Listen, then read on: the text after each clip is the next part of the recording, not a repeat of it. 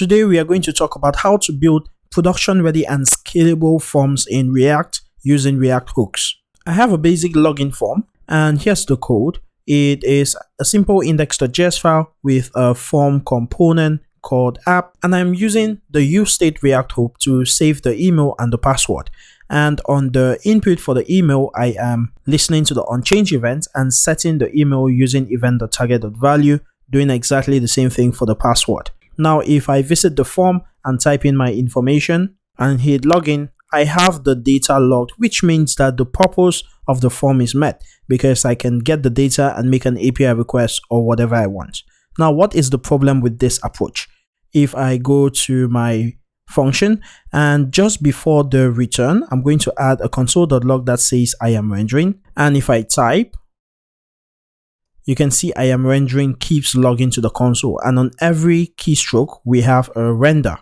Okay, now this is almost okay when your application is just one login form and just two input boxes, but by the time you begin to add more and more components to your application, the performance of your application begins to reduce, and sometimes when you have a long form, the user would begin to experience jags when typing, and this is really not good. I want to show you the way you should develop production-ready forms that are going to scale no matter the size of your application.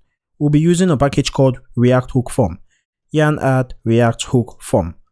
Now, once that package is done installing, we can import it at the top, and I'm going to clean our implementation of state. So I'm just going to remove this and this too. Then I am going to call the use form, and this is going to give me a bunch of data. The first thing it's going to give me is the register function. Now, this register function is a function that we can use to tell the use form hook which inputs we have in our form. So we would come to the input and would give this a ref of register. We'll do exactly the same thing with password. The ref is going to be register. And if you've already noticed, this use form behind the scenes uses the power of refs to identify the form elements and extract values from them. Now let's go back to the input, refresh, and of course we have I am rendering the first time because the component renders. Now if we try to type, we do not have any logs in the console. That's because React hooks form is not rendering the application on every keystroke, and that's really amazing. Now, how do we extract values from the form when we want to submit? If we visit the component, you would realize we have an onSubmit. Now, React hooks form gives us a handle submit, and we are supposed to call handle submit and pass in our own onSubmit as a callback. And to the onSubmit, we are going to receive the data from the form. That way we can console.log data. So the handle submit, we pass it to the form. It's going to extract the values from the form and then call our own callback right here, which is with data. And now if we refresh, try to pass in our information, there is no render. Pass in the password and click on login, and now we have our data from the form. So we have the exact same functionality, but right now there is no unnecessary re-render, and the form is going to do just fine even if we have 30 elements on the page.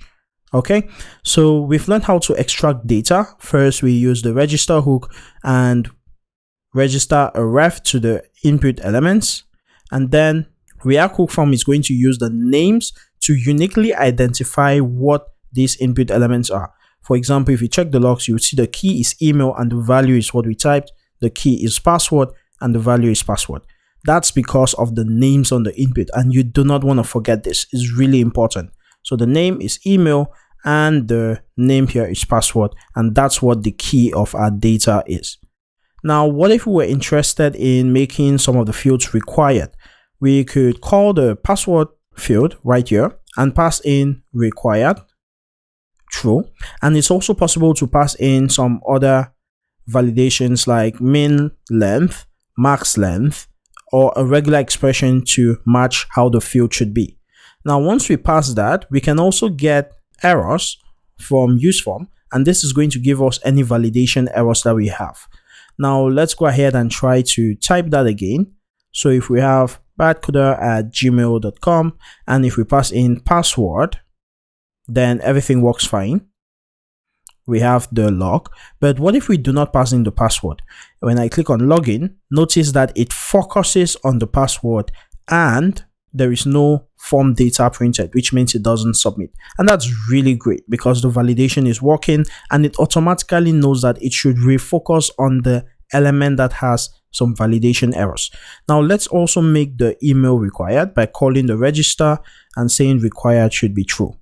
If we visit the form, let's not put in anything and it would intelligently focus on the email. So look at that. It would intelligently focus on the first input with validation errors. Now, what if we wanted to display the validation errors in the browser? First, we would come to our component and get the errors from useForm. Then we would render the invalid feedback div right here conditionally. So we'd say errors.email. Then we would render this else null. And in here would say the email is required. We would do exactly the same thing for the password. So under here, we're going to replace all of this and we'll change this to password. Now, if we want to see the errors with Bootstrap, then we would have to change the class name. So here we're going to say the class form control would be here. And if errors.password, then we would add the is invalid class, else would render an empty string. And would also do the same thing for the email. And this would be errors.email. Okay, so now we visit the browser, and if we click this, we have the email is required, the password is required, and that's really good. Now I'm going to add a console.log here so we see the errors and what it contains. So I'll refresh this, click on this, and now we have email and password. And notice that the type is required provided in that error object. And that's really good so that we can conditionally display this message only in the case of the required type. Okay, so we've covered a lot, we've covered so much, but that's not the end of it. There's asynchronous validation, there's making the actual API request, the loading state and all that. I'm really glad I could introduce this to you. Please go ahead and try it out, take some time to visit the website and consider using it for your next project.